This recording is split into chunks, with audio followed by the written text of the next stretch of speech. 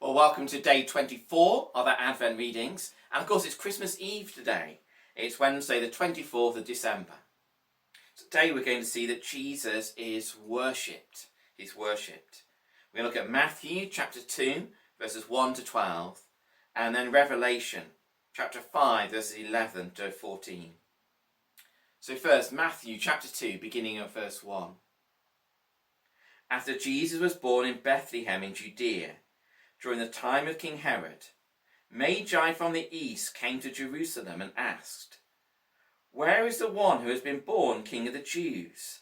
We saw his star in the east and have come to worship him." When King Herod heard this, he was disturbed, and all Jerusalem with him. When he had called together all the people's chief priests and teachers of the law, he asked them where the Christ was to be born. "In Bethlehem in Judea," they replied, "for this is what the prophet has written. But you, Bethlehem, in the land of Judah, are by no means least among the rulers of Judah. For out of you will come a ruler, who will be the shepherd of my people Israel." Then Herod called the Magi secretly, and found out from them the exact time the star had appeared. He sent them to Bethlehem and said, "Go and make a careful search for this child. As soon as you find him, report to me, so I too may go and worship him." After they had heard the king, they went on their way, and the star they had seen in the east went ahead of them until it stopped over the place where the child was. When they saw the star, they were overjoyed. On coming to the house, they saw the child with his mother Mary, and they bowed down and worshipped him. Then they opened their treasures and presented him with gifts of gold and of incense and of myrrh. And having been warned in a dream not to go back to Herod, they returned to their country by another route. And then on to Revelation chapter 5, and we'll begin at verse 11.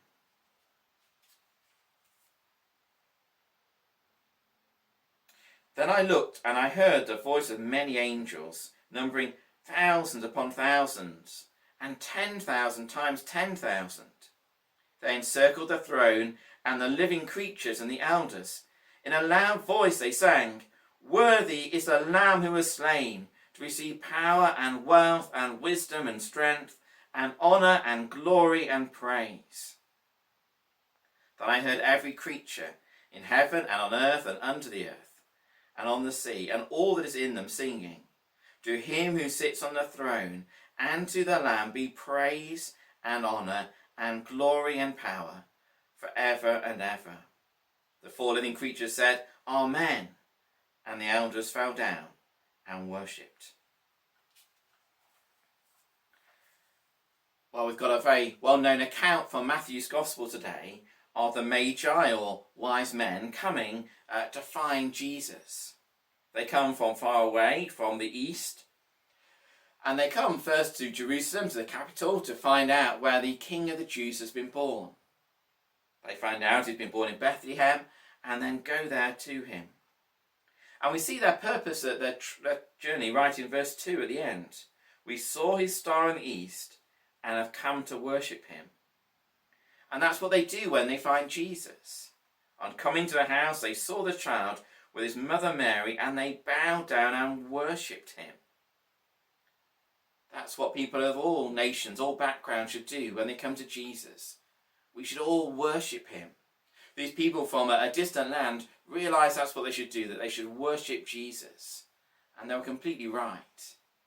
That's what they should have done and did do, what we should do, what all people should do. Worship Jesus. And in that scene from heaven, we see that's what's going to happen in heaven.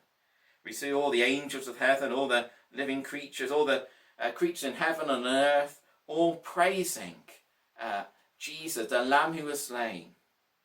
"Worthy is the Lamb who was slain to receive power and wealth and wisdom and strength and honour and glory and praise." And along with God on the throne, the Lamb gets all praise. Praise and honour and glory and power forever and ever. Jesus was worshipped by those wise men quite rightly, and in heaven he will be worshipped for eternity. So what we need to do this Christmas time is to join in that worship, to worship him now, to worship him day upon day, and to look forward to eternity worshipping him as well. Let's worship Jesus this Christmas.